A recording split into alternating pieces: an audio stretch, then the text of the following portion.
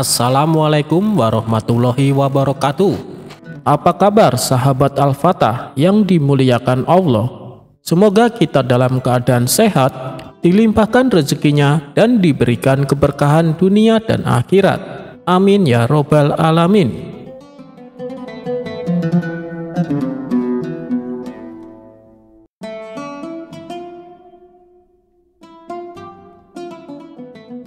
Pada suatu hari di zaman modern, Abu Nawas yang terkenal cerdik dan pandai berjalan-jalan di kota besar yang penuh dengan teknologi.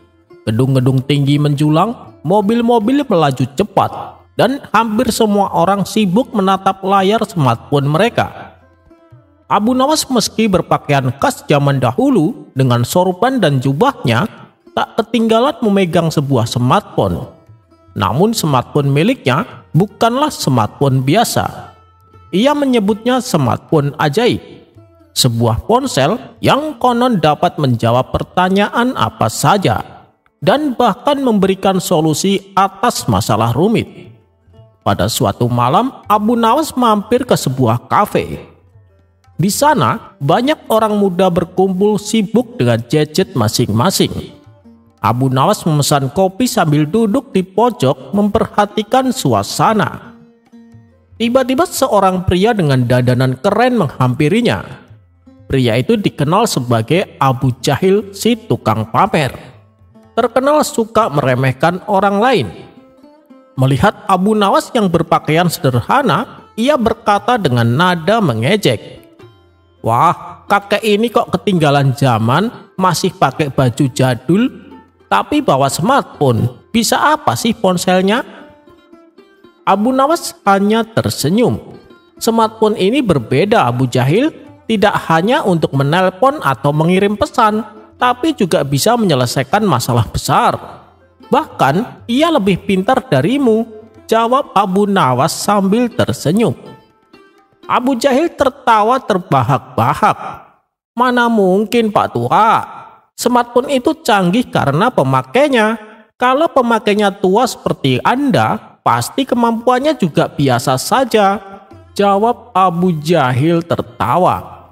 Mendengar ejekan itu, Abu Nawas menantang Abu Jahil. "Baiklah, kalau kau tidak percaya, mari kita bertaruh. Aku akan menggunakan smartphone ini untuk menyelesaikan masalah. Jika aku menang, kau traktir semua orang di kafe ini. Jika aku kalah, aku yang akan bayar pesananmu."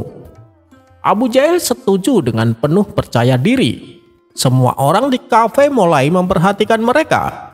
Kemudian Abu Jahil memberi tantangan pertama. "Baik, coba temukan dompetku yang hilang tadi pagi. Aku yakin kakek tidak mungkin tahu." Abu Nawas memegang smartphone-nya, pura-pura membuka aplikasi ajaib. Ia menutup matanya sejenak lalu berkata, "Dompetmu ada di saku jaket birumu yang tergantung di kursi rumahmu." Mendengar itu Abu Jahil terkejut. "Dari mana kau tahu itu?" tanya Abu Jahil heran. Abu Nawas pun tersenyum. "Smartphone ini bukan sekedar alat, tapi ia menyerap apa yang kau pikirkan. Tadi kau sendiri yang tanpa sadar membayangkan jaket birumu." Melihat itu, semua orang di kafe terkagum-kagum. Abu Jahil yang mulai panik memberikan tantangan kedua. Baik, saya mendapat pesan dari nomor tak dikenal di ponselku. Coba balas pesannya. Tapi kau harus tahu apa maksud pesan tersebut." Abu Nawas kemudian membaca pesan itu yang berbunyi, "Aku sedang di depan pintu." Ia pun tersenyum, lalu membalas pesan itu dengan kalimat, "Silahkan masuk, pintunya tidak terkunci." Tak lama kemudian, seseorang masuk ke kafe dan memanggil Abu Jahil. "Hei, Abu Jahil, kau lupa apa gimana? Aku menunggumu di luar sejak tadi." Mendengar itu, Abu Jahil terkejut dan terdiam. Kemudian Abu Nawas menjelaskan, "Pesannya sudah jelas, hanya saja kau terlalu sibuk pamer untuk memahaminya." Abu Jahil memberi tantangan terakhir. "Kalau memang smartphone-mu ajaib, bisakah kau membuat semua orang di kafe ini tertawa tanpa berkata apapun?" Abu Nawas mengangguk. Ia membuka aplikasi kamera di smartphone-nya, lalu diam-diam memotret wajah Abu Jahil yang sedang panik. Ia mengeditnya sedikit dengan efek lucu, lalu mengirimkannya ke layar besar kafe melalui koneksi Wi-Fi. Dalam sekejap, semua orang tertawa terbahak-bahak melihat wajah Abu Jahil yang terlihat konyol di layar besar. Abu Jahil merasa malu, tapi ia tak bisa menyangkal kecerdikan Abu Nawas. Dan akhirnya, ia menepati janjinya untuk mentraktir semua orang di kafe. Setelah semua selesai, Abu Nawas kembali duduk tenang dengan kopi di tangannya. Lalu seseorang bertanya kepadanya, "Wahai Abu Nawas, apakah smartphone-mu benar-benar ajaib?" Abu Nawas tertawa kecil. Tidak ada yang namanya smartphone ajaib, yang ada hanya pikiran yang jernih dan kecerdasan yang diasah. Teknologi itu hanyalah alat. Kalau kau tahu caranya, alat sederhana pun bisa menjadi ajaib. Semua orang di kafe mengangguk kagum. Dan malam itu, Abu Nawas meninggalkan kesan mendalam dengan kebijaksanaannya.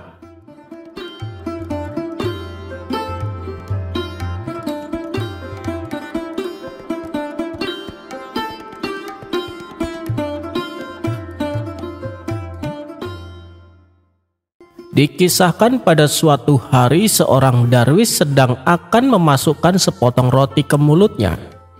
Tiba-tiba ia melihat seorang putri bangsawan melintas di hadapannya. Darwis itu sangat terpesona dengan kecantikan sang putri, hingga roti yang ada di genggamannya terjatuh ke tanah. Tingkahnya ini membuat darwis salah tingkah. Dia pun segera berlalu meninggalkan sang putri. Bersamaan dengan itu, ia melihat sang putri justru tersenyum kepadanya. Ternyata sikap sang putri membuat darwis mabuk kepayang. Selama 7 tahun ia selalu terbayang-bayang dan memimpikan peristrikan sang putri. Saking tergila-gilanya, ia sampai tidur di jalanan bersama anjing-anjing liar. Hal itu ia lakukan agar ketika sang putri melintas di jalan tersebut, ia bisa memandang wajahnya yang cantik jelita. Lama-kelamaan akhirnya sang putri merasa risih dengan perilaku si darwis. Ia merasa terganggu dengan keberadaannya. Sang putri lalu menyuruh pengawal supaya membunuh darwis tersebut. Maka ditangkaplah darwis itu dan dihadapkan kepada sang putri. "Kau seringkali membuatku terganggu. Kenapa kau lakukan itu?" tanya sang putri. "Karena aku mencintaimu, Tuan Putri," jawab si darwis. Sontak sang putri terkejut mendengarnya. "Tak mungkin kita hidup bersama. Ayahku pasti akan membunuhmu," kata sang putri. "Tapi sejak kulihat Tuan Putri, hidupku ini tak ada artinya. Biarlah mereka membunuhku," balas si darwis. "Kau bodoh, mana mungkin aku menikah denganmu? Aku sama sekali tidak mencintaimu," ujar sang putri. "Baiklah Tuan Putri, tapi sebelumnya jawablah pertanyaanku ini. Karena engkaulah yang akan menjadi penyebab kematianku. Mengapa pula dulu kau tersenyum padaku?" tanya sang darwis. "Dasar tolol, waktu itu aku melihat tingkahmu yang bodoh. Aku pun tersenyum karena kasihan, bukan karena apa-apa. Sekarang menghilanglah dari kota ini. Jangan lagi membuatku terganggu. Kalau tidak, aku akan menyuruh para pengawal untuk membunuhmu," ancam sang putri. Dan sejak saat itu sang darwis langsung meninggalkan kota tersebut. Ternyata selama bertahun-tahun ia telah salah mengartikan atas senyuman sang putri kepadanya. Hikmah dari kisah ini adalah kesalahpahaman mungkin bisa terjadi, tapi jangan sampai terburu-buru membenarkan dugaan kita.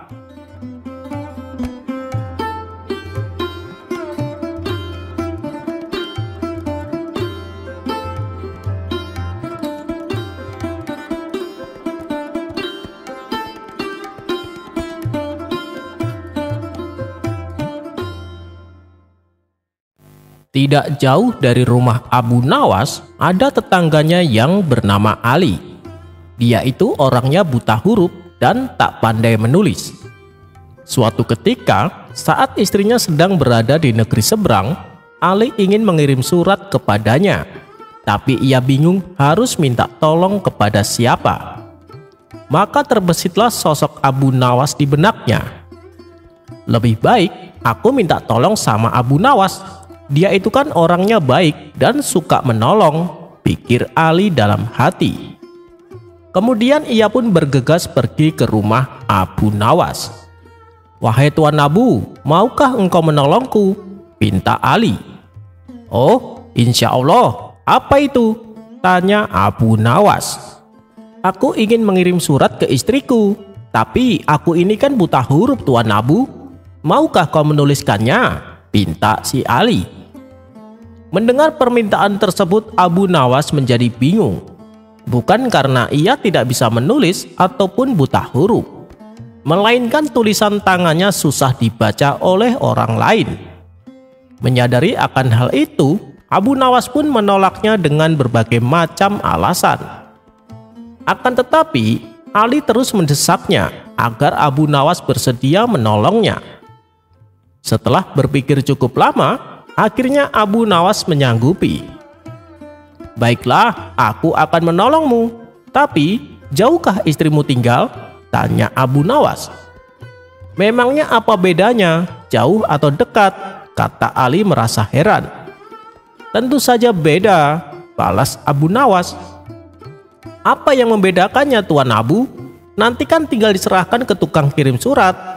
Kalau mengenai soal ongkos, itu sudah jadi tanggung jawab saya Tuan Abu," ujar Ali memberitahu. Bukan masalah itu. Jadi begini, tulisan saya kan aneh dan susah dibaca. Hanya saya yang bisa membacanya. Kalau tempat tinggal istrimu jauh, tentu akan memakan biaya lebih banyak. Karena saya harus ke tempat istrimu untuk membacakan suratnya, jelas Abu Nawas. Mendengar penjelasan tersebut, Ali serta-merta meninggalkan Abu Nawas tanpa berkata sepatah kata pun.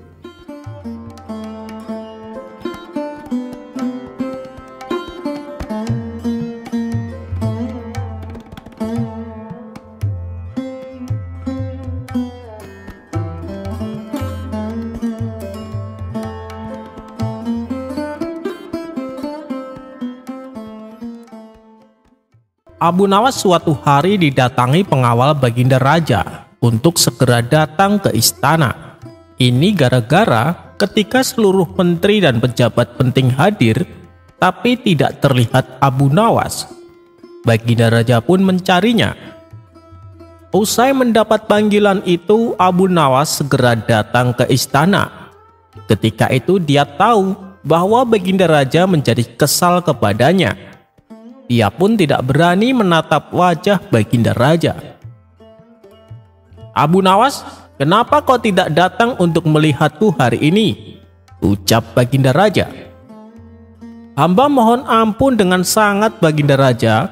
Hamba punya banyak pekerjaan untuk diselesaikan," jawab Abu Nawas. "Jadi kau pikir pekerjaanmu itu lebih penting daripada aku?" tanya balik Baginda Raja dengan sangat geram. Abu Nawas terdiam. Kemudian Baginda Raja melanjutkan, "Aku ingin bertanya kepadamu beberapa hal. Kau harus jawab dengan benar.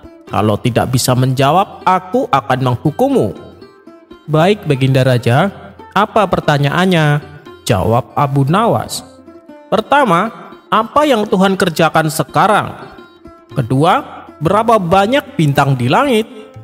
Dan ketiga, di mana titik tengah bumi?" tanya Baginda Raja. Abu Nawas menjawab, "Hamba mohon ampun Baginda Raja. Hamba tidak dapat menjawab pertanyaan-pertanyaan seperti itu sekaligus. Baginda Raja harus memenuhi persyaratan sebelum hamba menjawab pertanyaan-pertanyaan itu." "Apa itu persyaratannya?" tanya balik Baginda Raja kepada Abu Nawas. "Jika Baginda Raja bersedia turun tahta, hamba akan duduk di atasnya dan menjawab pertanyaan-pertanyaan Baginda," jelas Abu Nawas.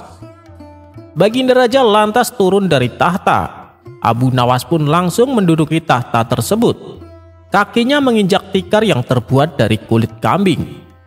Baik Abu Nawas, jawab pertanyaanku. Perintah Baginda Raja yang berdiri kesal di lantai bawah tahta. Jawaban untuk pertanyaan pertama Anda, apa yang Tuhan lakukan hari ini? Baru saja Tuhan membuat Anda turun dari tahta dan mengangkat seorang Abu Nawas ke tahta negeri ini. Jawabnya. Suasana di sana menjadi hening sebelum Baginda Raja bertanya, bagaimana dengan pertanyaan kedua? Berapa banyak bintang di langit? Baginda, jika Anda benar ingin tahu jumlah bintang di langit, biarkan hamba memberitahu Anda, ujar Abu Nawas sambil tangan kanannya mengambil tikar kulit kambing dari kakinya. Jumlah dari bintang-bintang di langit sama dengan jumlah bulu di kulit kambing ini. Baginda Raja dapat menghitungnya jika Baginda tidak percaya kepada hamba. Lalu siapa di dunia ini yang dapat menghitung bulu-bulu kambing? Tanya Baginda Raja sedikit kesal. Abu Nawas langsung menjawab, itu persoalan yang sama terjadi pada bintang-bintang. Siapa di dunia ini yang mampu menghitung bintang-bintang? Hanya Tuhan yang tahu. Baiklah, sekarang aku ingin tahu, di mana titik tengah dari bumi ini? Cepat jawab. Abu Nawas tiba-tiba merebut tombak di sampingnya. Ia lempar tombak itu ke lantai. Tombak itu menancap di depan Baginda Raja. Baginda, itulah merupakan titik tengah bumi. Kalau Baginda tidak percaya kepada saya, perintahkanlah pengawal mengukur jaraknya dari barat, timur, utara, dan selatan. Abu Nawas, siapa yang bisa mengukur jarak itu? Tanya Baginda Raja keheranan. Anda benar Baginda, hanya Tuhan yang tahu titik tengah bumi. Bukan Abu Nawas, juga bukan Baginda Raja. Jawab Abu Nawas dengan tenang. Saat mendengar jawaban itu, Baginda Raja menyadari bahwa Abu Nawas benar-benar orang yang cerdas dan bijaksana. Ia jadi lebih mencintainya dibanding sebelumnya.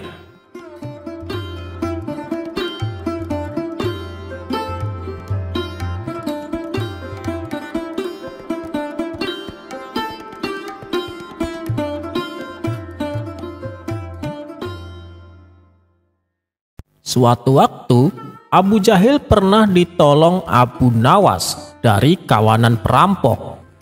Kisah ini terjadi saat Abu Jahil yang baru pulang dari pasar. Saat melintasi jalanan sepi, ia dihadang kawanan perampok. "Serahkan barang belanjaanmu," bentak si perampok. Abu Jahil yang ketakutan tak berani melawan. Di saat bersamaan, Abu Nawas juga melintas di jalanan itu. Jalan tersebut selalu dilalui Abu Nawas saat akan berangkat dan pulang dari hutan.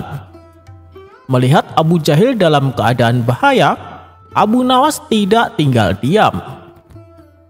"Hei, ngapain kalian? Pergi kalian, atau aku lempar kapak ini," teriak Abu Nawas sambil mengacungkan kapak di tangannya. Sontak kawanan perampok ini langsung lari kocar-kacir. "Terima kasih Abu Nawas, kau telah menyelamatkanku. Nanti kalau aku sudah sampai rumah, aku akan memberimu hadiah 10 dinar, kata Abu Jahil. Akan tetapi, setelah beberapa hari Abu Jahil tidak dapat menepati janji. Bahkan sepertinya ia melupakan janjinya tersebut. Hingga pada suatu hari, saat Abu Nawas akan pergi memancing, di tengah jalan ia berpapasan dengan Abu Jahil. "Mau kemana Abu Nawas?" tanya Abu Jahil. "Mau pergi mancing. Kau mau ikut?" ajak Abu Nawas. "Iya, aku ikut. Kebetulan aku sedang suntuk di rumah," balas Abu Jahil. Mereka berdua pun lalu pergi bersama. Setelah berjalan cukup lama, sampailah mereka di tempat tujuan. Ketika mereka berjalan melintasi sungai, jembatan yang ada ternyata sangat sempit, hingga mereka berdua harus berhati-hati. Abu Nawas berhasil mencapai seberang, tetapi Abu Jahil tergelincir dan hampir jatuh ke sungai. Untunglah Abu Nawas dengan sigap menolongnya. dengan cara mengulurkan tangan. Masih dalam posisi berpegangan, Abu Jahil berkata, "Wahai Abu Nawas, aku akan memberimu hadiah 10 dinar karena engkau telah menyelamatkanku." Abu Nawas membalas, "Benarkah? Terima kasih Abu Jahil," kata Abu Nawas sambil melepaskan pegangan tangannya dan membiarkan Abu Jahil terjatuh ke sungai. Karena ulah Abu Nawas ini, Abu Jahil hampir tenggelam. Tetapi akhirnya ia bisa selamat setelah dengan susah payah berenang menuju ke tepian sungai. Dalam keadaan gemetar dan basah kuyup, Abu Jahil tak kuasa menahan amarahnya. "Hei Abu Nawas, kau sudah gila ya? Kenapa kau lepaskan tanganmu?" tanya Abu Jahil penuh emosi.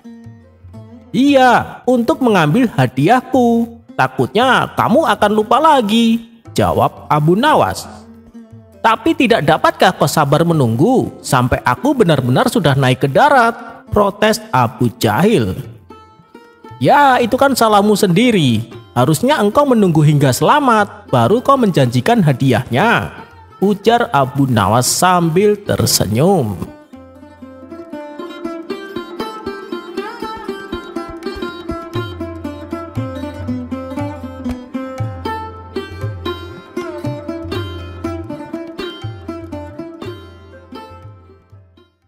Pada suatu hari ada menteri istana yang sering mengunjungi madrasah-madrasah tempat anak-anak menimba ilmu pelajaran.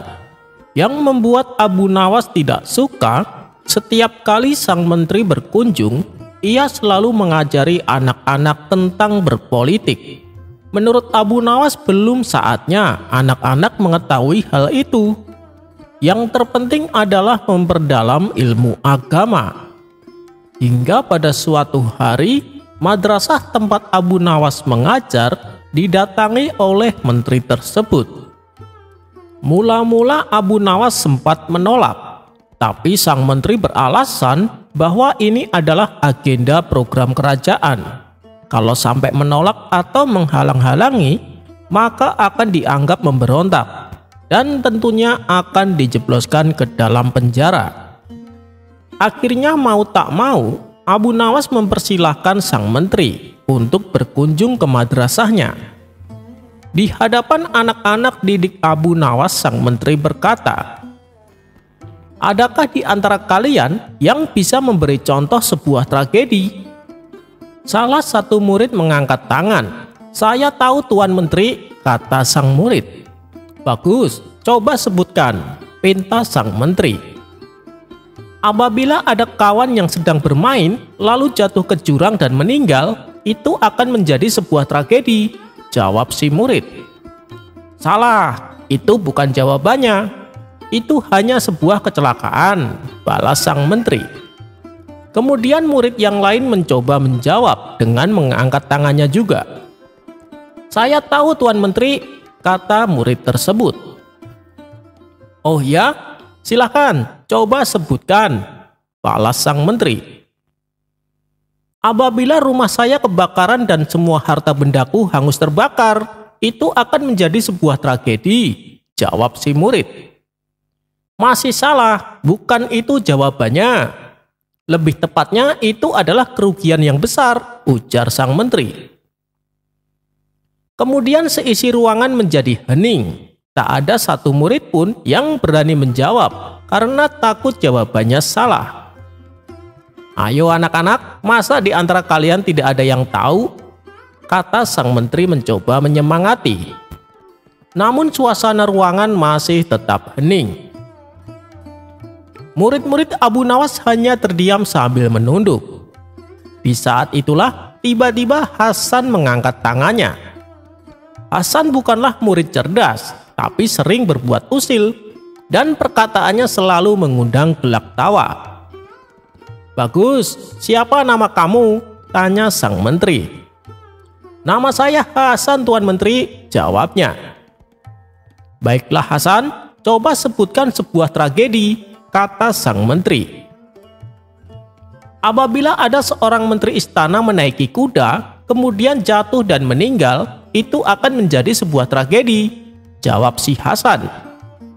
Hebat, itu baru benar. Itu adalah jawaban yang paling tepat, puji sang menteri sambil tersenyum.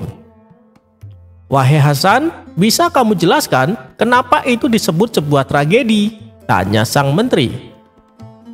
Dengan polosnya Hasan menjawab, begini Tuan Menteri, karena itu bukanlah kecelakaan dan sudah pasti bukan kerugian yang besar.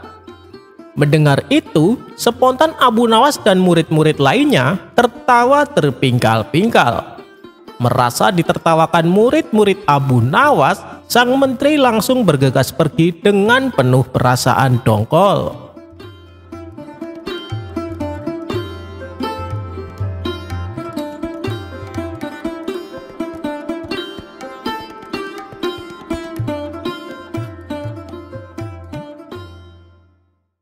Dikisahkan, Abu Nawas dan istrinya tengah bertengkar hebat. Masing-masing tidak ada yang mau mengalah. Akibatnya pertengkaran pun semakin memanas. Karena tak tahan dengan omelannya, Abu Nawas pun akhirnya memilih untuk meninggalkan rumah. Ia pergi ke sebuah hutan guna menenangkan diri. Lalu ia duduk di atas rerumputan sambil merenung atas kejadian yang dialaminya. Angin pun berhembus sepoi-sepoi yang membuat Abu Nawas mulai merasakan kantuk. Tak terasa, mata Abu Nawas langsung terpejam dengan sendirinya. Tiba-tiba datanglah wanita cantik menghampirinya. "Duhai suamiku, kenapa kau tidur di sini? Ayo kita pulang," kata wanita tersebut. Sontak Abu Nawas terkejut mendengarnya. "Apa? Kau tadi menyebutku suami? Apa aku tidak salah dengar?" tanya Abu Nawas. "Sudahlah, jangan berlagak bodoh. Ayo pulang, aku sudah siapkan makanan untukmu," balas wanita itu. Abu Nawas pun menuruti ajakan wanita yang baru saja dijumpainya. Ia pulang ke rumah bersama wanita tersebut. Setibanya di rumah, Abu Nawas merasa heran karena ia tak menjumpai istrinya. "Mana istriku? Kenapa tidak ada di rumah?" tanya Abu Nawas. "Kamu kenapa sih? Aku ini kan istrimu," jawab wanita itu. Kemudian si wanita menyuguhkan hidangan dan mempersilahkan Abu Nawas untuk memakannya. Setelah waktu menjelang malam, Abu Nawas masih saja diliputi rasa keheranan. Apa yang sebenarnya terjadi? Kenapa istriku adalah wanita yang berbeda? Tanya Abu Nawas dalam hati. Tak berselang lama, wanita yang mengaku istri Abu Nawas itu mengajaknya tidur bersama. Saat mereka rebahan di atas ranjang, wanita itu mulai berbicara tentang suami pertamanya. Dia bilang bahwa suami pertamanya adalah seorang lelaki yang sangat baik dan penyayang. Abu Nawas kemudian bertanya, "Lalu aku ini siapa?" Wanita itu menjawab, "Kamu itu suami keduaku. Meskipun kamu tidak setampan suami pertamaku, tapi aku berusaha untuk menerimamu. Kamu seharusnya bersyukur mempunyai istri seperti aku." Mendengar hal itu, Abu Nawas merasa tersinggung. "Hei, dengar ya. Kau jangan salah, istri pertamaku juga tak kalah cantiknya denganmu. Dia adalah wanita yang paling baik yang aku kenal." Seketika wanita itu menjadi marah, sehingga ia berkata dengan nada keras. Lagi-lagi, Abu Nawas terlibat pertengkaran. Hal ini membuatnya kembali menjadi emosi. Ia pun lalu menendang wanita itu hingga terjatuh dari tempat tidur dan tersungkur di lantai. Tak terima dengan perlakuan Abu Nawas, wanita itu pergi ke pengadilan dan mengajukan tuntutan.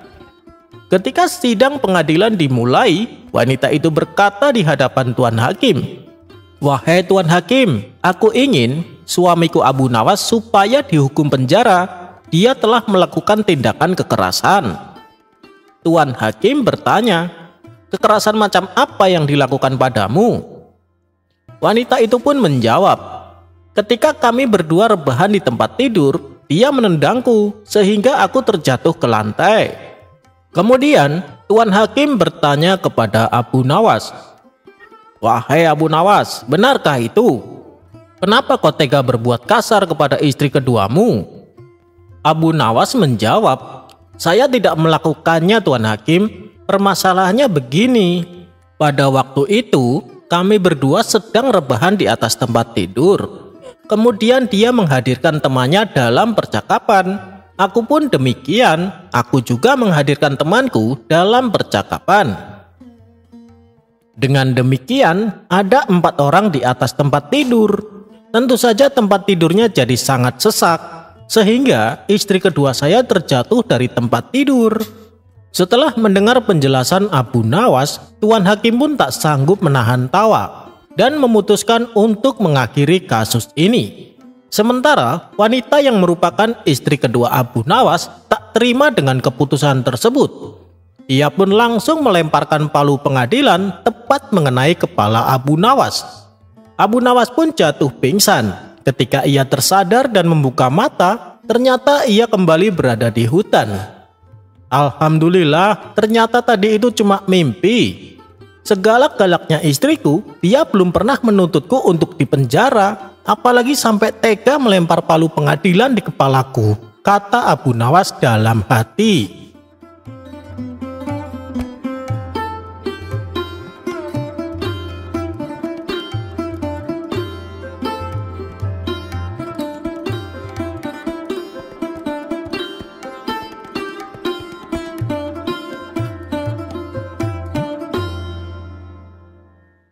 Dikisahkan, Abu Nawas yang terkenal sebagai penyair ulung menulis syair yang isinya mengkritik pemerintahan kala itu. Kemudian, syair tersebut dibacanya di tengah-tengah pasar di hadapan khalayak ramai. Salah satu pengawal istana yang kebetulan melintas langsung merebut kertas yang dibaca Abu Nawas. "Akan aku laporkan perbuatanmu," ancam pengawal istana. "Silahkan, laporkan saja," balas Abu Nawas cengengesan. Maka pergilah pengawal istana menghadap Baginda Raja. "Paduka yang mulia, Abu Nawas telah melakukan kesalahan," lapor pengawal istana. "Apa kesalahannya?" tanya Baginda Raja. "Abu Nawas telah membuat syair mengkritik Paduka dan dibacanya di hadapan orang-orang," jawab pengawal istana lagi. "Apa isi syairnya?" tanya Baginda Raja. Kemudian pengawal itu memberikan secari kertas yang berisi syair tersebut. Setelah Baginda Raja membaca sampai selesai, ia pun menjadi murka. "Kurang ajar Abu Nawas, dia akan aku beri pelajaran," kata Baginda Raja geram. Karena saking emosinya, Baginda Raja sendiri yang akan menangkap Abu Nawas. Ia pun keluar istana dan mencari keberadaan Abu Nawas. Sementara Abu Nawas yang mengetahui dirinya dalam bahaya mencoba kabur untuk bersembunyi. Setelah berlari ke sana kemari, akhirnya ia melihat sebuah majelis, di mana majelis tersebut terdapat sekelompok ulama yang tengah berdoa. "Wahai Syekh, tolonglah aku sedang dikejar penguasa yang zalim," kata Abu Nawas memohon. Para ulama itu pun lalu menyuruh Abu Nawas untuk duduk bersembunyi di tengah-tengah mereka. Tidak berapa lama kemudian, datanglah Baginda Raja. Awalnya, Baginda Raja merasa segan karena di hadapannya adalah para ulama yang sangat beliau hormati. Tapi akhirnya Baginda Raja memberanikan diri bertanya, "Wahai Syekh, apakah kalian melihat Abu Nawas?" Para ulama ini tidak mengetahui bahwa yang dimaksud Abu Nawas penguasa zalim adalah Baginda Raja sendiri. Mereka pun lalu menunjukkan keberadaan Abu Nawas. "Oh, dia ada di tengah-tengah Paduka yang mulia," katanya. "Dia sedang bersembunyi dari kejaran penguasa zalim," jawab salah satu ulama. Mendengar jawaban tersebut, Baginda Raja menjadi bingung. Kalau ia menangkap paksa Abu Nawas, maka ia akan dianggap penguasa zalim di hadapan mereka. Sedang mereka adalah para ulama yang sangat alim dan dihormati di seluruh Baghdad. Dengan perasaan kecewa, Baginda Raja terpaksa mengurungkan niatnya dan pergi meninggalkan majelis tersebut. "Awas kau Abu Nawas, di lain waktu aku pasti akan menangkapmu," batin Baginda Raja. Untuk sementara waktu, Abu Nawas pun akhirnya bisa bernapas lega, karena pada hari itu Baginda Raja tidak jadi menangkapnya.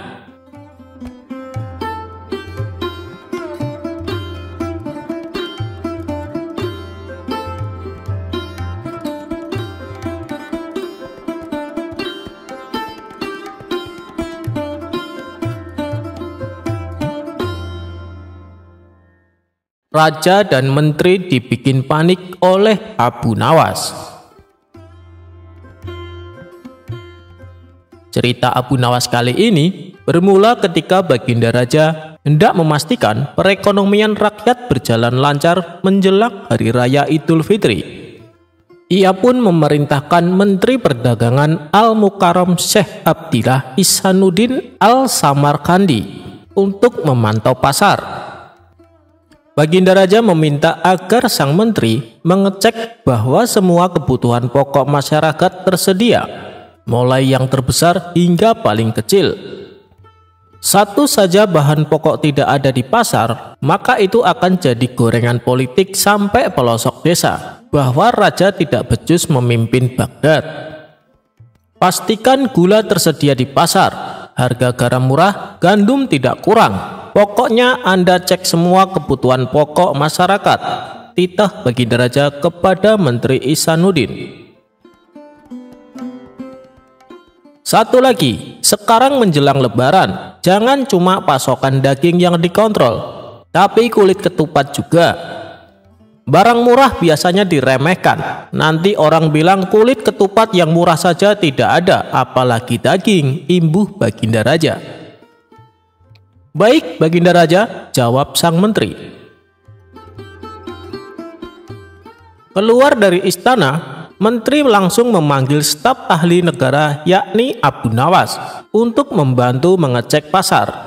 Ia memerintahkan pujangga cerdas yang dikenal loyal kepada Baginda Raja ini untuk mengecek pasar dengan asumsi tidak mungkin memberi laporan palsu. Menteri meminta Abu Nawas mengecek pasar dan mendata semua yang ada di sana.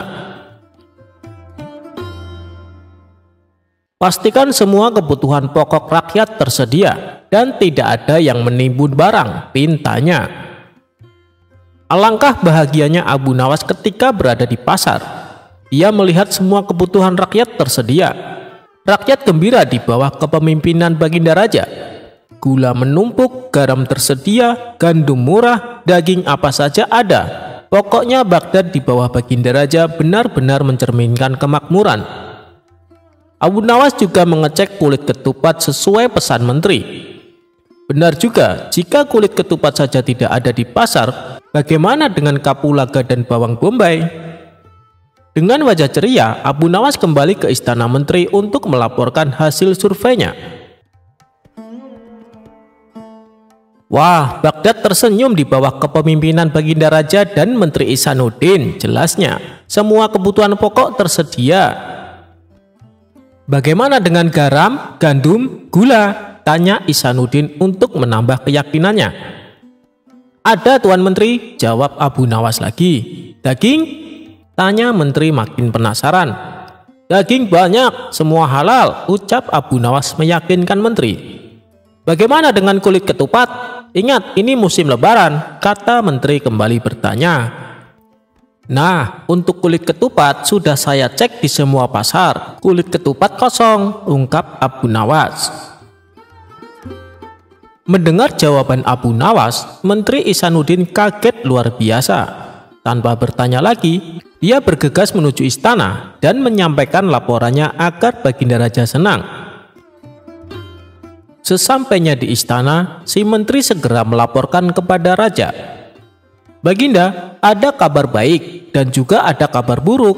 Baginda mau dengar yang mana dulu? Ucap sang menteri. Apa kabar baiknya? Tanya Baginda Raja. Semua kebutuhan pokok tersedia di pasar, jawab sang menteri. Kabar buruknya? Tanya lagi Baginda Raja dengan penuh rasa penasaran. Kabar buruknya hanya kulit ketupat yang tidak ada di pasaran, entah hilang dari pasaran atau ada yang menimbun, kata menteri yakin.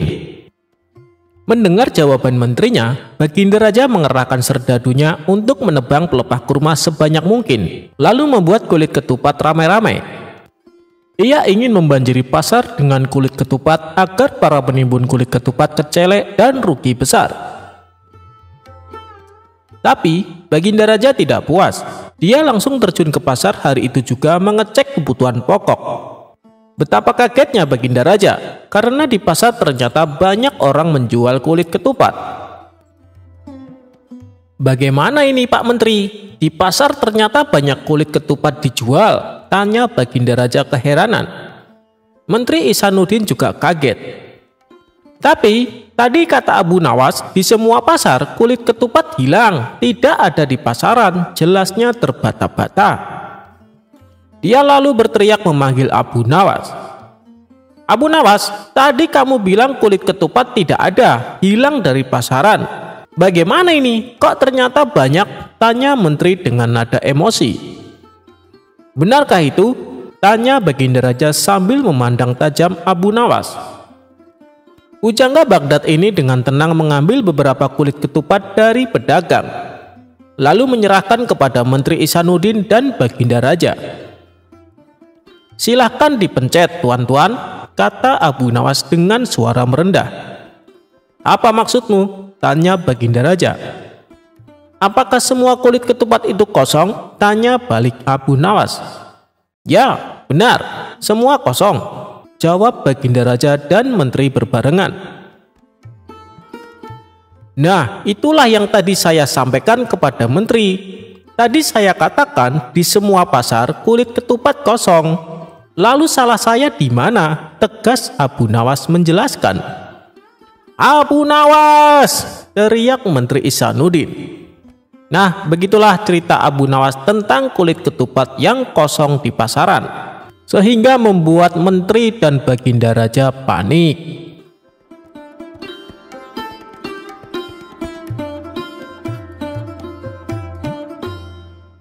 Berbagi buah dan berkah yang tak terduga.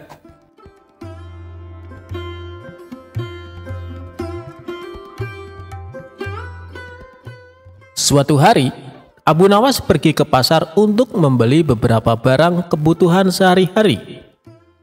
Saat ia sedang berjalan-jalan di pasar, tiba-tiba ia melihat seorang penjual buah yang tengah sibuk mengatur buah-buahnya dengan rapi. Abu Nawas yang iseng pun mendekati penjual buah tersebut dan bertanya, Pak penjual, bolehkah saya mencoba buah ini sebelum membelinya? Penjual buah dengan ramah menjawab, tentu saja Pak, silahkan mencoba. Abu Nawas pun mengambil satu buah apel dari tumpukan buah dan memakannya dengan lahap. Setelah beberapa saat, ia mencicipi buah pir, lalu buah anggur, dan seterusnya. Ia terus mencoba buah-buahan tersebut tanpa berniat membelinya. Melihat tingkah Abu Nawas yang mencicipi buah tanpa berniat membeli, penjual buah tersebut mulai kesal. Ia berkata dengan sedikit kesal,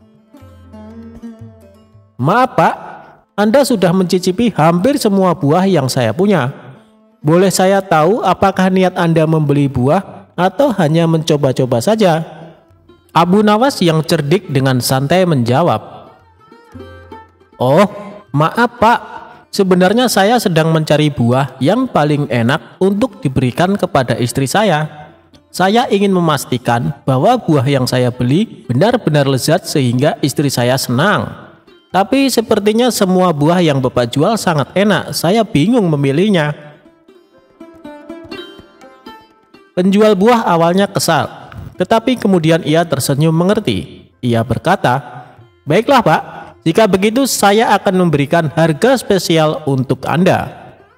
Abu Nawas pun tertawa sambil berkata, Terima kasih Pak, ternyata mencicipi buah-buah ini memberikan manfaat yang baik. Sekarang saya tahu bahwa semuanya enak. Keduanya tertawa bersama. Dan akhirnya Abu Nawas membeli beberapa buah dari penjual tersebut.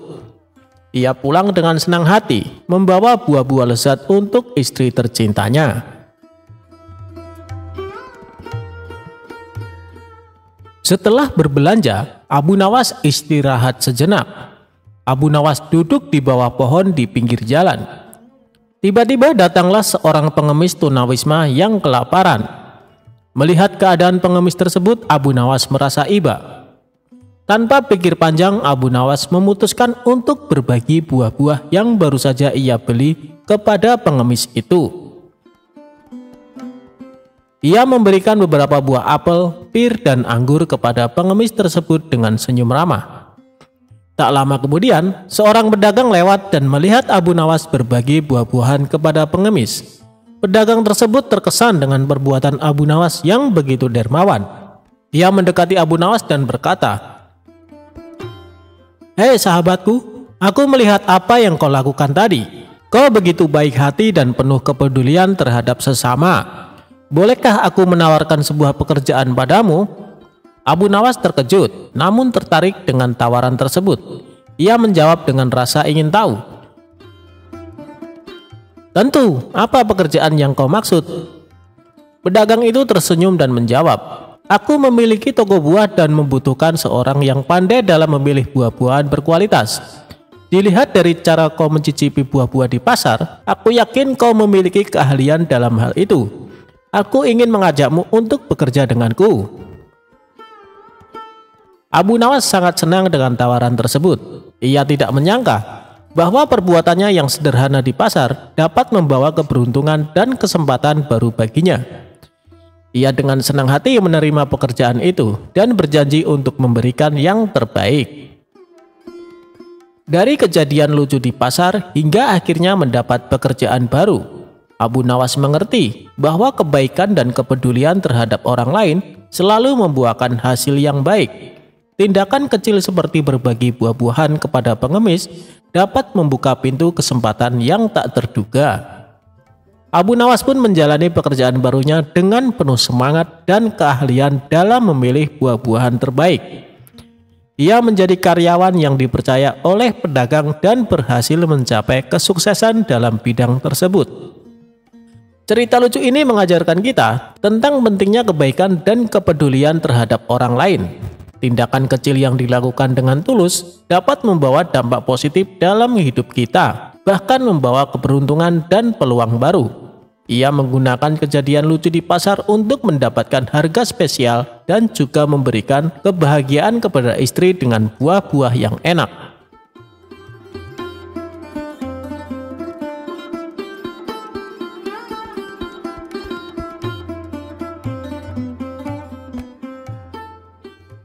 Cara Abu Nawas menurunkan hujan.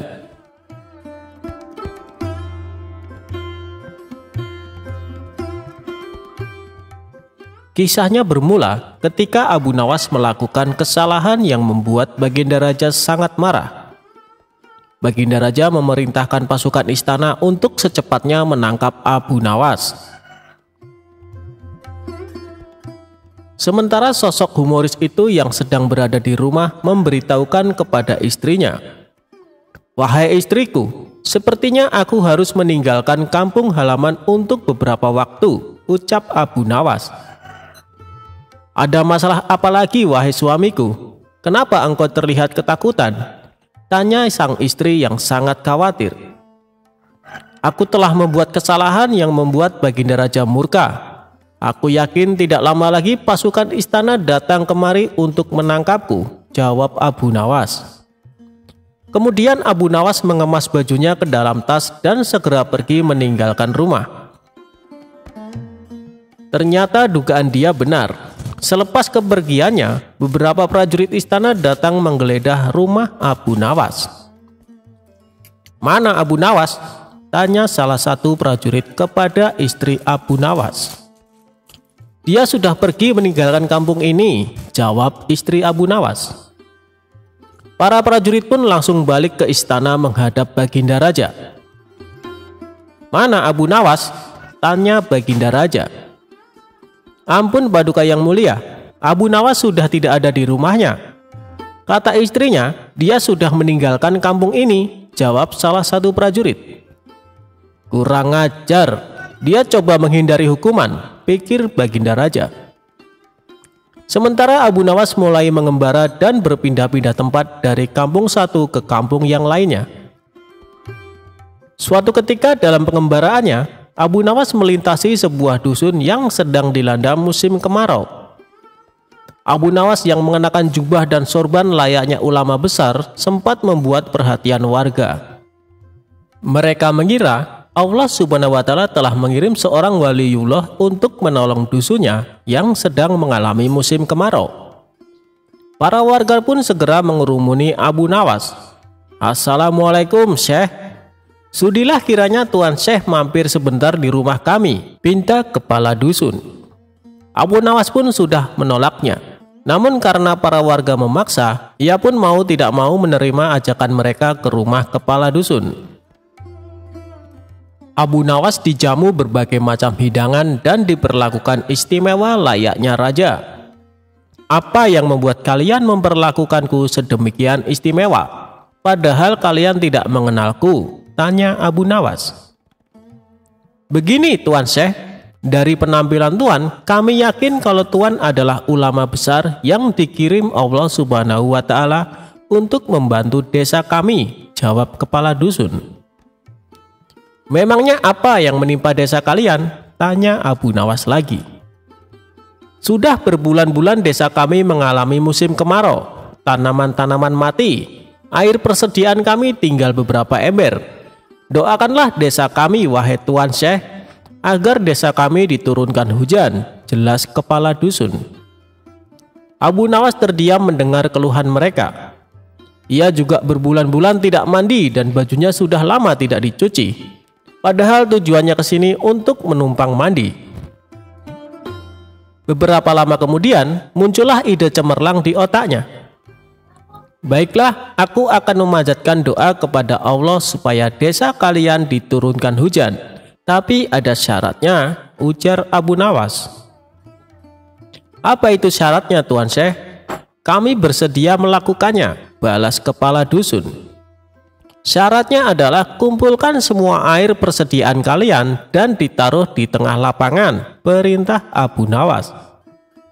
Para warga pun membawa air terakhir yang mereka miliki. Total air yang terkumpul hanya 2 ember. Kemudian air tersebut ditaruh di tengah lapangan.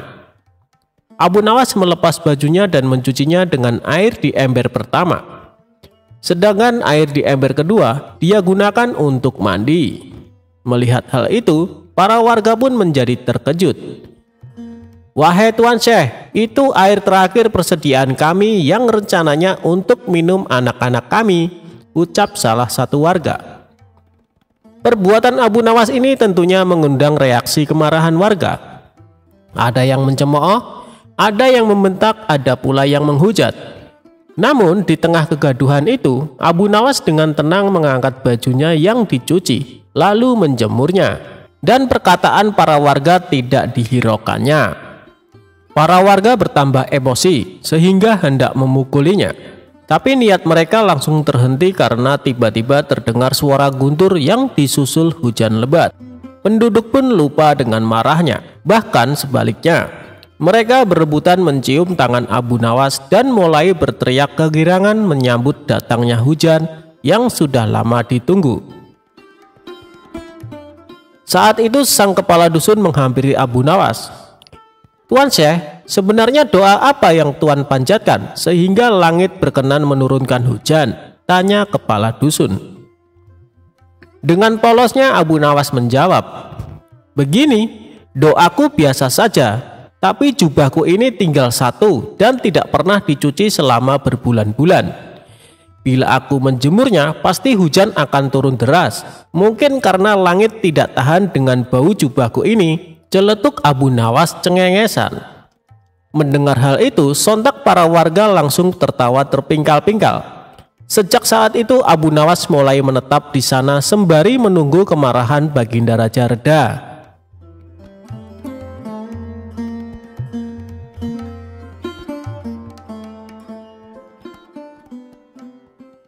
ketika Baginda Raja diajak mengemis oleh Abu Nawas. Suatu hari saat Abu Nawas di rumah, tiba-tiba datang beberapa prajurit istana menemuinya. "Tuan Abu Nawas, Anda diperintahkan Baginda Raja untuk menghadap," kata salah satu prajurit. "Bukannya kemarin aku baru saja menghadap Baginda Raja? Kenapa disuruh menghadap lagi?" tanya Abu Nawas merasa heran. "Kami tidak tahu, Tuan Abu Nawas. Silahkan nanti Tuan tanyakan sendiri kepada Baginda Raja," jawab prajurit istana. Singkat cerita, datanglah Abu Nawas ke istana menghadap Baginda Raja. "Ampun Paduka yang mulia, ada perlu apa lagi Paduka memanggil hamba?" tanya Abu Nawas.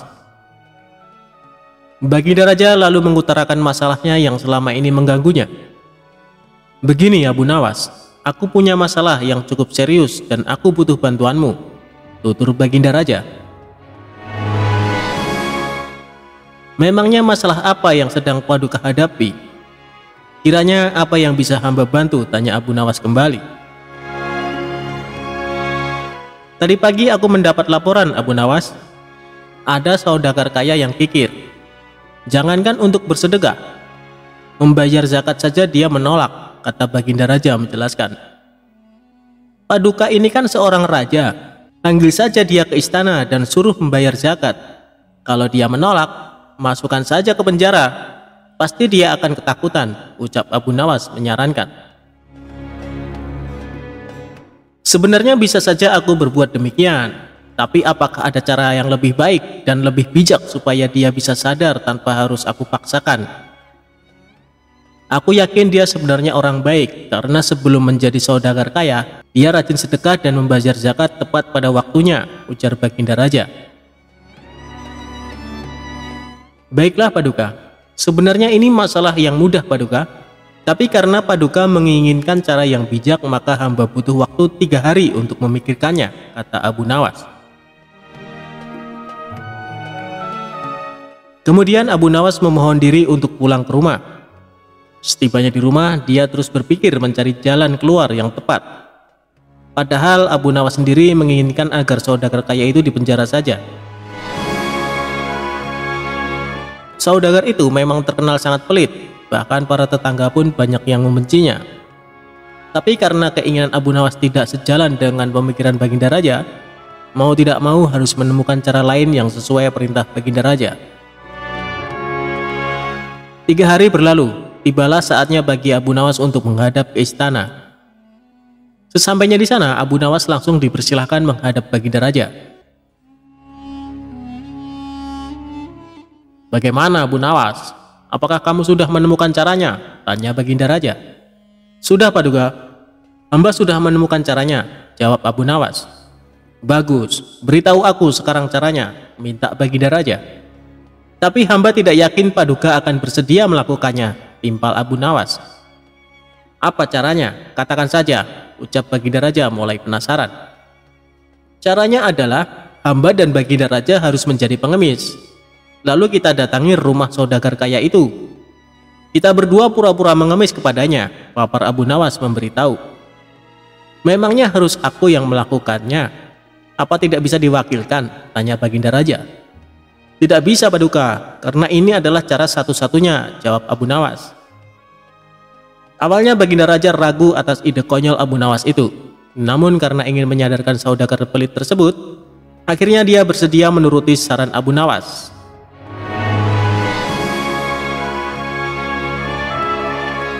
Esok harinya Abu Nawas dan Baginda Raja mendatangi rumah saudagar kaya itu dengan mengenakan baju layaknya pengemis.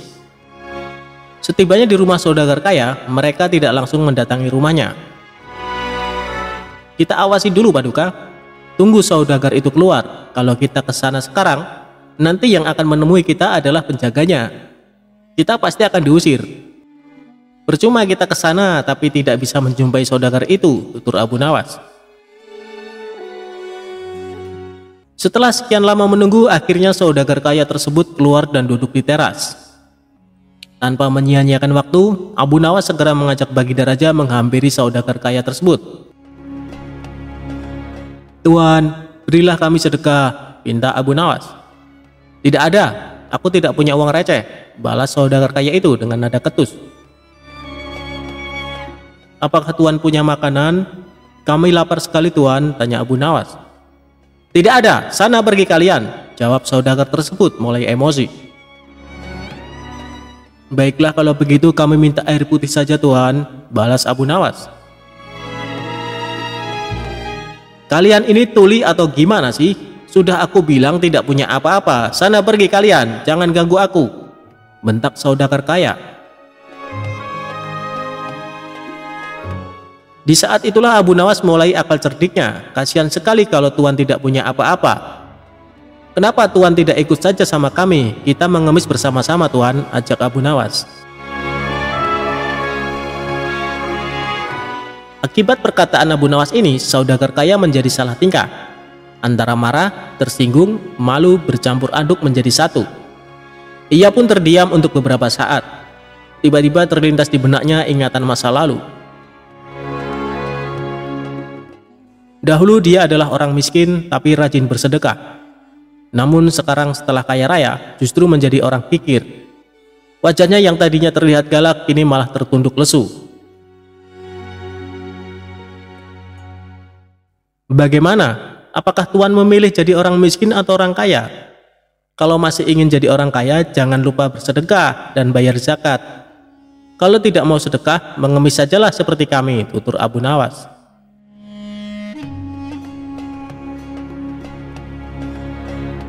Kemudian Abu Nawas menukil salah satu ayat Al-Quran tentang ancaman pedihnya siksa neraka bagi orang-orang yang enggan membayar zakat dan bersedekah. Seketika saudagar tersebut langsung meneteskan air mata. Astagfirullah, aku khilaf telah berbuat zalim, kata saudagar kaya itu sesenggukan. Siapa sebenarnya kalian?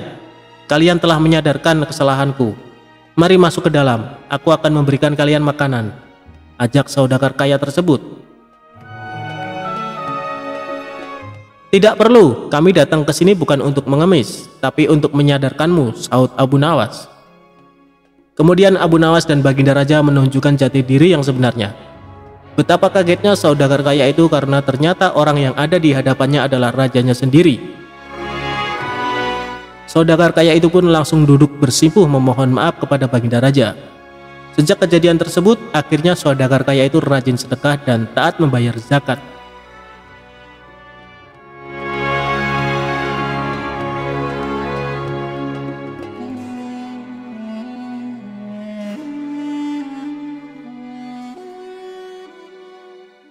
Abu Nawas sadarkan raja yang keras kepala pindahkan masjid.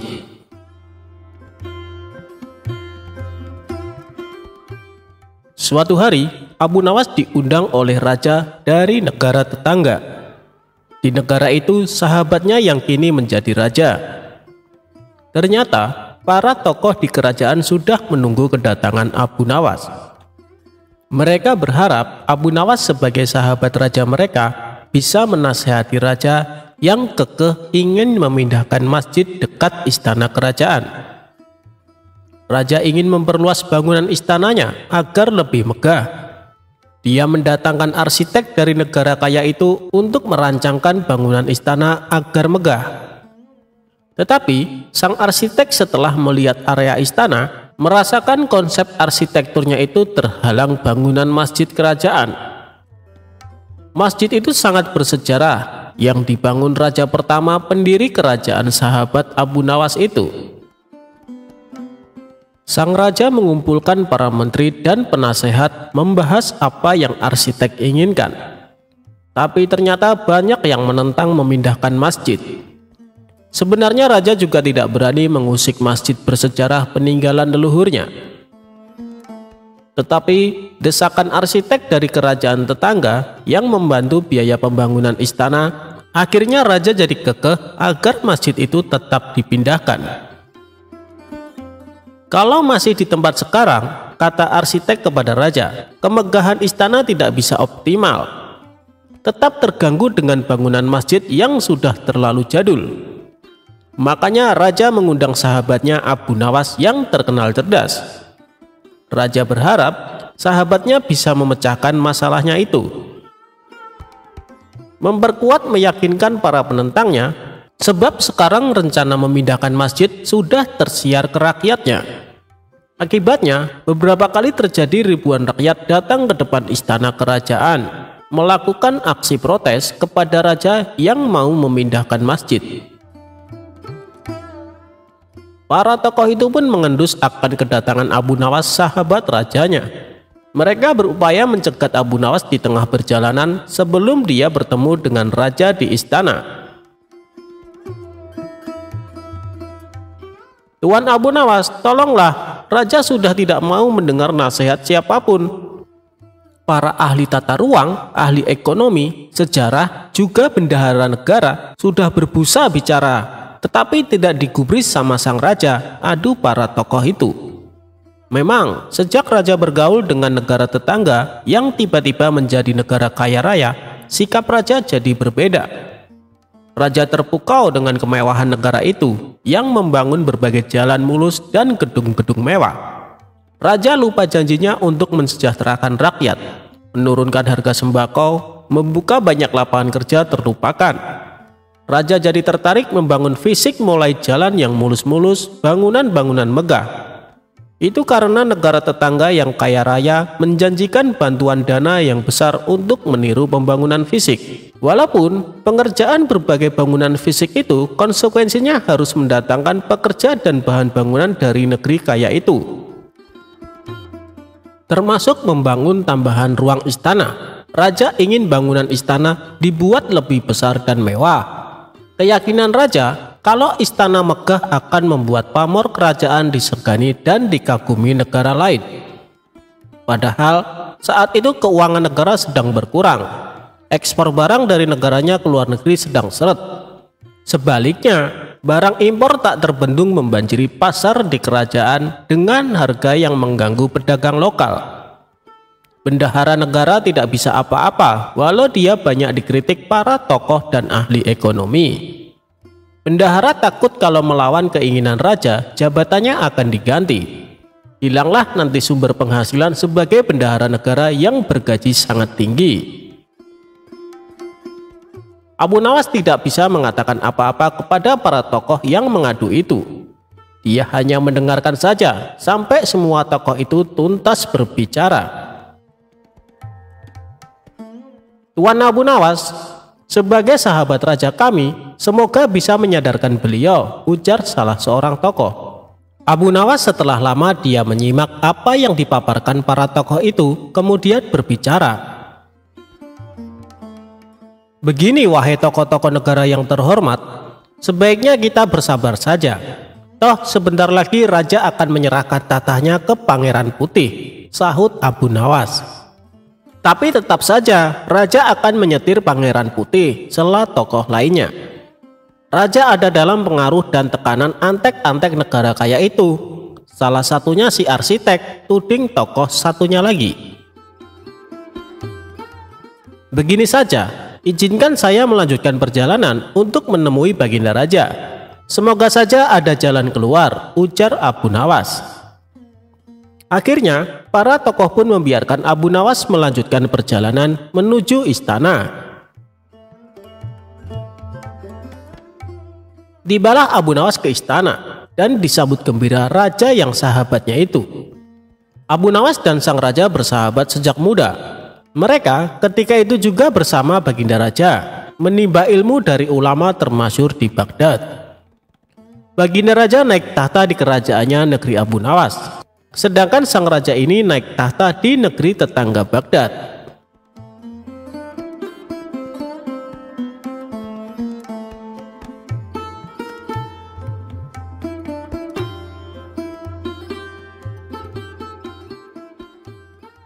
Paku wasiat warisan leluhur Abu Nawas.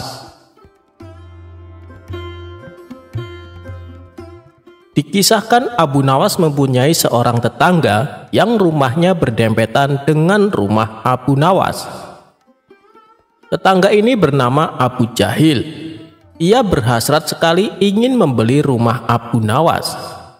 Namun, tak ada sedikit pun niatan Abu Nawas untuk menjual rumahnya tersebut. Berbagai macam rayuan dan bujukan Abu Jahil tak membuat Abu Nawas tergiur. Ia tetap teguh pada pendiriannya. "Bagaimana suamiku?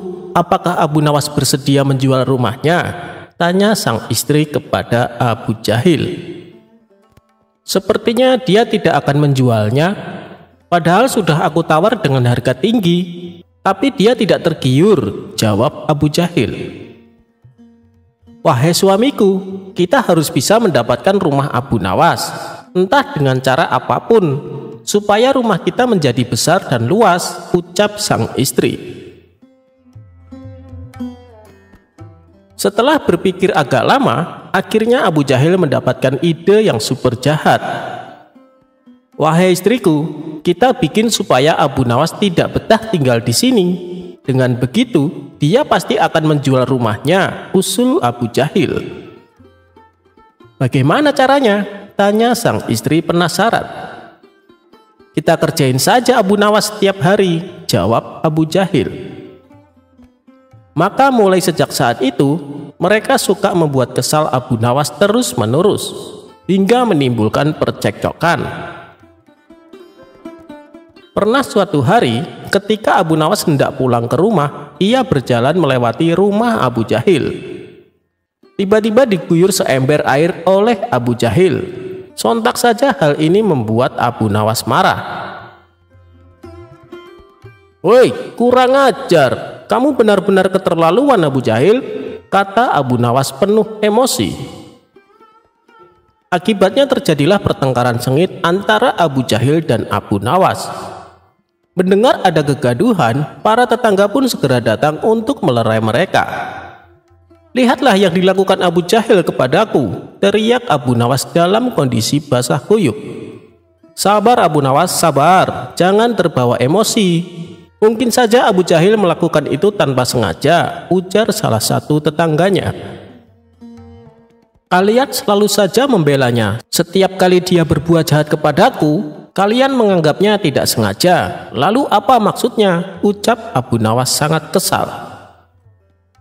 Karena kecewa, akhirnya Abu Nawas langsung masuk ke dalam rumah. Setibanya di rumah, ia duduk di kursi dan termenung. "Aku sudah tidak betah tinggal di sini. Setiap hari Abu Jahil membuatku kesal. Kalau diladenin, pasti ujung-ujungnya selalu ribut. Tidak ada jalan lain kecuali aku menjual rumah ini dan membeli rumah lagi di tempat lain," pikir Abu Nawas.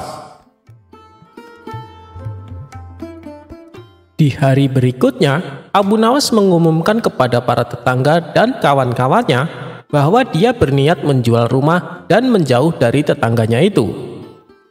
Beberapa orang dari mereka menasehati, "Menjual rumah itu rugi Abu Nawas, carilah solusi lain." Namun Abu Nawas tetap bertekad menjual rumahnya, karena dia ingin hidup tenang. Kabar tentang akan dijual rumah Abu Nawas sampai juga ke telinga Abu Jahil. "Wahai istriku, ada kabar gembira. Akhirnya Abu Nawas bersedia menjual rumahnya. Kita harus segera membelinya sebelum keduluan orang lain. Rencanaku ternyata berhasil," kata Abu Jahil kegirangan. "Tapi apa mungkin Abu Nawas mau menjualnya kepada kita?" tanya sang istri. "Itu soal gampang, kita turuti saja berapa harga permintaannya, nanti kita tambahin," ujar Abu Jahil. "Ya sudah, pergilah dan temui Abu Nawas. Minta maaflah kepadanya dan tambahkan penyesalanmu. Lalu mintalah dia untuk menjual rumahnya kepadamu," saran sang istri. Maka pergilah Abu Jahil menuju rumah Abu Nawas. Setibanya di sana, ternyata sudah banyak orang yang berniat membelinya. Mereka rata-rata menawar dengan harga murah. Lalu ada salah satu dari mereka berani membayar sesuai permintaan Abu Nawas. Hampir saja Abu Nawas memberikannya, tapi langsung dicegah oleh Abu Jahil. "Tunggu dulu Abu Nawas, jangan kau jual dulu. Aku tahu selama ini aku selalu membuatmu kesal. Aku sungguh-sungguh minta maaf. aku tak menyangka kau akan sampai menjual rumahmu. Aku turut menyesal Abu Nawas, ucap Abu Jahil berpura-pura sedih. Bila engkau berkenan menjual rumahmu kepadaku, aku akan membelinya sesuai harga permintaanmu, rayu Abu Jahil. Sejenak Abu Nawas terdiam. Tapi aku akan menjualnya dengan harga mahal Abu Jahil, ujar Abu Nawas. Sudah, katakan saja kepadaku Abu Nawas, berapa harga yang kau minta, aku akan menambahinya, balas Abu Jahil. Baiklah, aku akan menjualnya kepadamu, tapi ada syaratnya, ucap Abu Nawas. Utarakan saja kepadaku apa syaratnya, tanya Abu Jahil. Jadi begini, di rumahku ini ada sebuah paku wasiat yang sangat berharga. Aku tidak akan memindahkannya, apalagi sampai menjualnya, karena paku tersebut adalah warisan dari ayahku. Dan ayahku mendapatkan dari warisan kakekku. Paku itu sangat dibanggakan oleh kakek dan ayahku. Sampai-sampai mereka berdua berwasiat kepadaku agar tidak boleh melalaikannya, tutur Abu Nawas menjelaskan. Semua orang yang hadir heran dan bertanya, sebuah paku?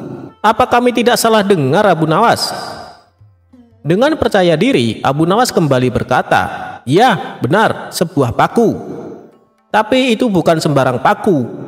Paku tersebut adalah paku warisan yang harus aku jaga. Aku bersedia menjual rumah asalkan paku tersebut tetap di tempatnya. Dengan demikian, kapan saja aku berhak melihat dan memastikan keberadaannya. Mendengar persyaratan tersebut, Abu Jahil tidak keberatan. Tidak masalah Abu Nawas, kapanpun kamu mau, kamu boleh menengok paku wasiatmu. Kalau boleh tahu, di mana tempat paku tersebut? Tanya Abu Jahil.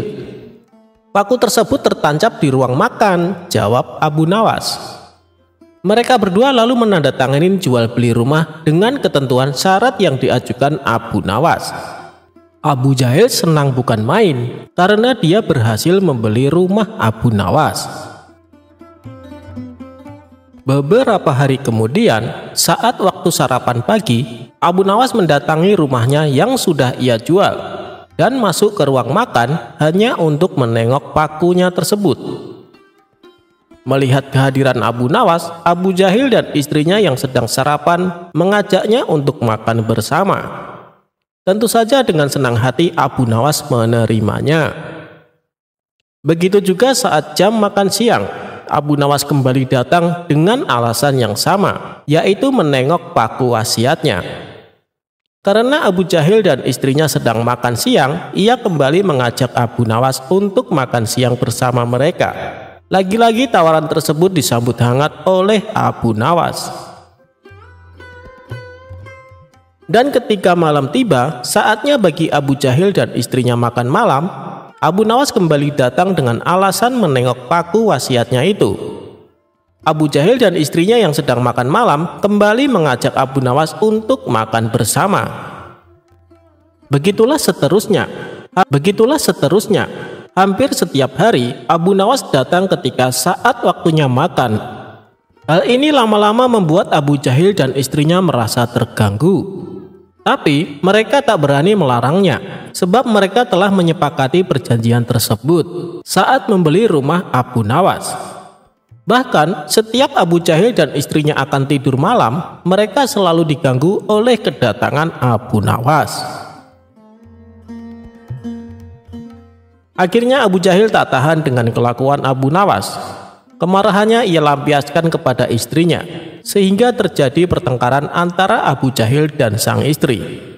Abu Jahil pun merasa menyesal telah membeli rumah Abu Nawas.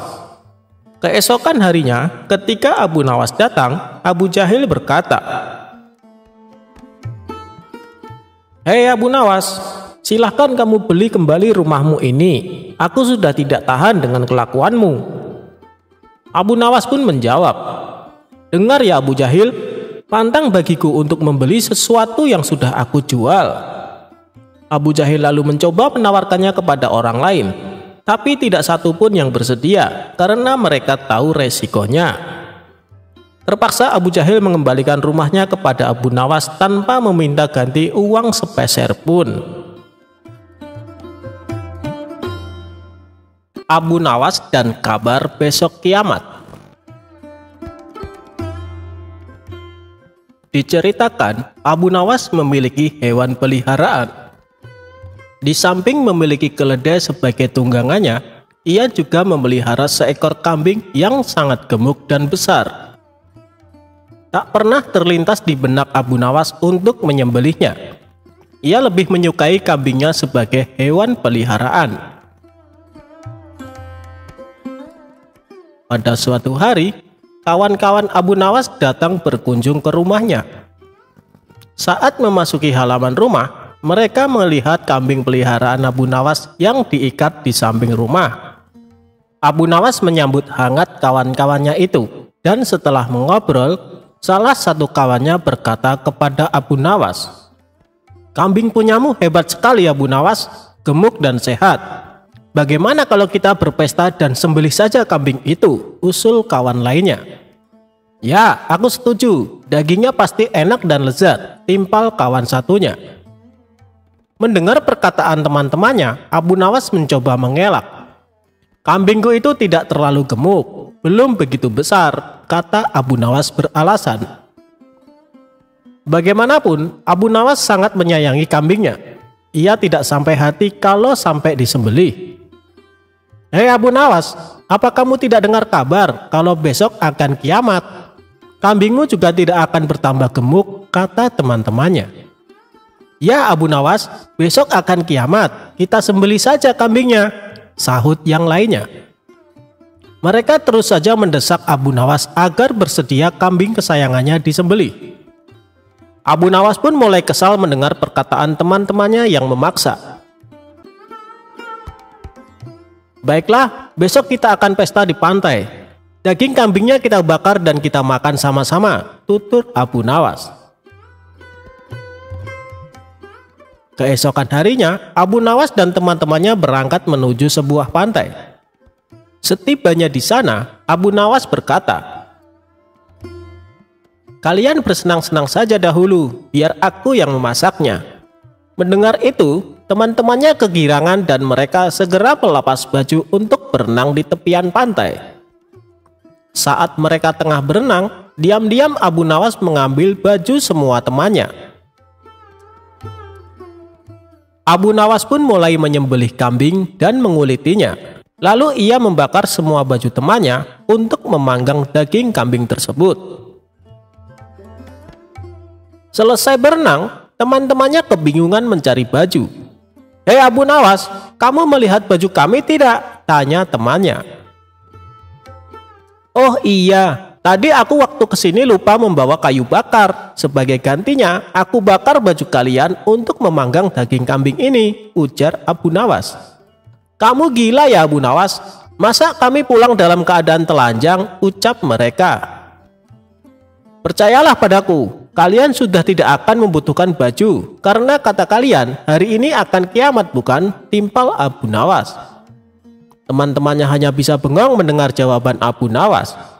Mereka tak mungkin memarahi Abu Nawas, karena yang dilakukan Abu Nawas akibat perkataan mereka sendiri.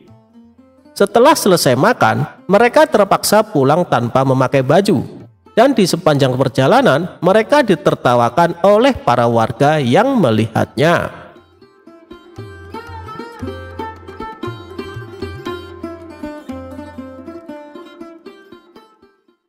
Abu Nawas mencari jarum yang hilang.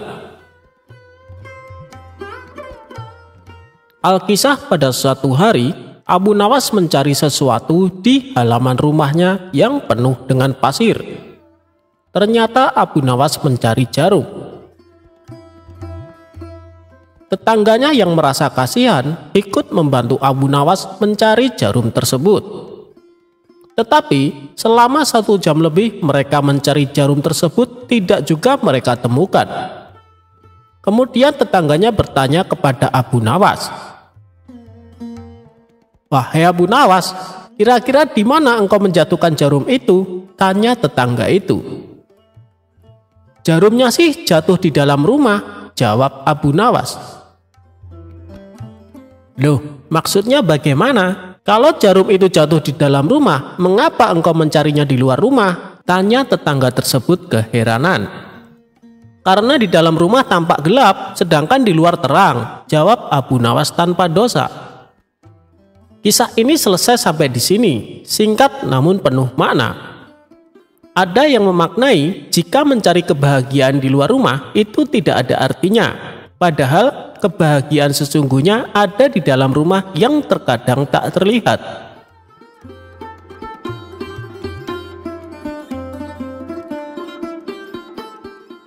Abu Nawas menipu malaikat untuk menghindari pertanyaan kubur.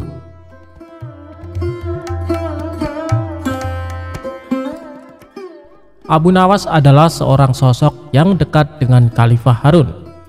Semasa hidupnya, Abu Nawas dikenal sebagai orang yang cerdik, jahil, dan kerap membuat orang sekitarnya jengkel. Tidak hanya pada manusia, kejahilan Abu Nawas juga pernah terjadi kepada malaikat. Dia mengelabui malaikat Mungkar dan Nakir ketika Abu Nawas wafat. Hal ini bermula ketika Abu Nawas menjadi buronan sang raja yang ketika itu marah kepadanya. Para pasukan mencari Abu Nawas atas perintah raja agar ditangkap dalam keadaan hidup atau mati. Setelah mencari kesana kemari, pasukan sang raja nihil menangkap Abu Nawas dan kembali pulang ke kerajaan.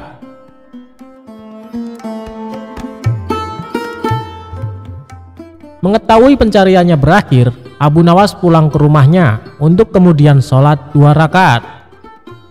Usai sholat, dia memberikan surat wasiat kepada istrinya. Beberapa waktu pun berlalu dan Abu Nawas wafat.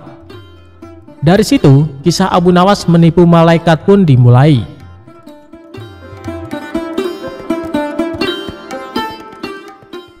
Sebelum wafat, Abu Nawas memberikan wasiat agar istrinya mengkafaninya. Alih-alih memintanya dengan yang baru, dia minta agar ketika wafat dipakaikan kain kafan usang, jelek atau lusuh. Kain kafan tersebut seolah-olah seperti kain kafan orang yang sudah lama meninggal. Berdasarkan kisah yang sudah turun-menurun, diceritakan kalau Abu Nawas pun sudah berada di alam kubur. Namun, kebingungan melanda malaikat Mungkar dan Nakir. Tugas malaikat tersebut adalah menanyakan atau menguji keyakinan orang yang sudah meninggal. Mereka bingung karena arwah tersebut menggunakan kain kafan kotor dan lusuh, tidak seperti orang yang baru meninggal. Kedua malaikat itu pun berdebat, apakah orang tersebut merupakan penghuni lama atau baru di alam kubur.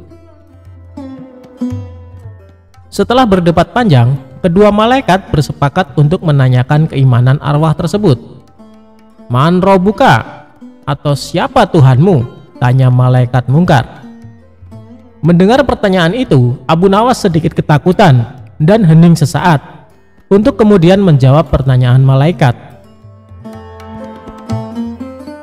Wahai malaikat, tidakkah kau tahu bahwa kain kafanku ini sudah lama? Bukan orang yang baru meninggal dunia, jawabnya. Mendengar jawaban itu, malaikat makin dibuat bingung dan terdiam. Mereka bingung dengan penampilan Abu Nawas yang lusuh, namun kondisi kuburannya masih terlihat baru. Perdebatan pun kembali terjadi sambil pandangannya tak lepas dari Abu Nawas. Pada akhirnya, malaikat mendapat suatu keputusan. Malaikat memutuskan kalau Abu Nawas adalah penghuni lama dan tidak menanyakan lebih lanjut. Kedua malaikat itu lantas pergi dan berpindah ke kuburan lain dan bertanya-tanya apakah mereka sedang dijahili.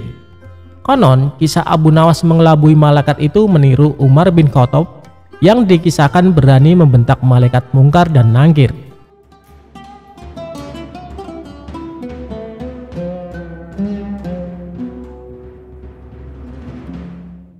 Abu Nawas memang terkenal manusia cerdik, namun banyak juga yang tidak suka akan kecerdikannya. Akibatnya, sebagian orang yang tidak suka tersebut berkumpul. serta merencanakan sesuatu yang kurang baik terhadap Abu Nawas. Dalam perkumpulan tersebut, akhirnya mereka bersepakat untuk membuat malu Abu Nawas di panggung. Nantinya, mereka akan mengundang Abu Nawas untuk bercerita tentang tema yang tidak mungkin dipahaminya. Setelah sekelompok orang tersebut bertemu Abu Nawas, dengan terpaksa Abu Nawas menerima undangan tersebut. Ketika hendak memulai pidatonya, Abu Nawas terlebih dahulu bertanya pada orang-orang yang hadir. Pertanyaan Abu Nawas adalah, apakah mereka yang hadir paham apa yang akan dia ceritakan saat ini? Serentak masyarakat menjawab, mereka tidak mengetahui apa yang akan Abu Nawas ceritakan. Lalu Abu Nawas pun berkata, percuma dia akan berpidato, sedangkan masyarakat yang merasa pintar tidak paham. Lalu Abu Nawas pun turun dan pulang. Namun, sekelompok orang itu kembali mengundang Abu Nawas. Keesokan harinya kembalilah Abu Nawas naik panggung. Pertanyaan pun kembali Abu Nawas lontarkan. Namun saat ini, jawaban masyarakat berbeda. Mereka serentak menjawab paham dengan apa yang akan Abu Nawas ceritakan. Karena masyarakat sudah merasa paham, Abu Nawas pun kembali turun. Karena percuma bercerita jika yang hadir sudah paham. Kali ini kelompok orang tersebut kembali mengatur siasat. Ketika Abu Nawas bertanya, maka harus dibagi dua kelompok. Kelompok pertama menjawab paham, kemudian kelompok lainnya menjawab tidak paham. Setelah bersepakat, mereka kembali mendatangi rumah Abu Nawas untuk bersedia berpidato di hadapan mereka. Abu Nawas pun kembali menerima. Dia naik panggung dan pertanyaan itu kembali Abu Nawas lontarkan. Sebagian masyarakat menjawab paham, namun sebagian lagi menjawab tidak paham apa yang akan Abu Nawas ceritakan. Abu Nawas pun tak kehilangan ide. Dia meminta pada masyarakat yang paham untuk memberitahu yang belum paham. Akhirnya sekelompok orang yang berniat buruk itu sadar. Mereka mengakui kecerdasan Abu Nawas. Mereka pun menemui Abu Nawas dan bertanya, kenapa dia bisa selalu bertanya terlebih dahulu? Abu Nawas menjelaskan bahwa dia berfirasat bahwa mereka yang mengundang ada niat kurang baik. Mereka jelas-jelas sering berbeda paham. Namun kenapa harus meminta dirinya untuk berpidato? Terlebih, Abu Nawas makin heran ketika tema yang diminta tersebut tentang ilmu astronomi. Bagi Abu Nawas, dengan meminta bercerita tentang astronomi bukan hal gampang dan ada maksud lain dari orang-orang tersebut. Demikianlah kisah Abu Nawas membuat orang yang berniat tidak baik justru dibuat bingung olehnya.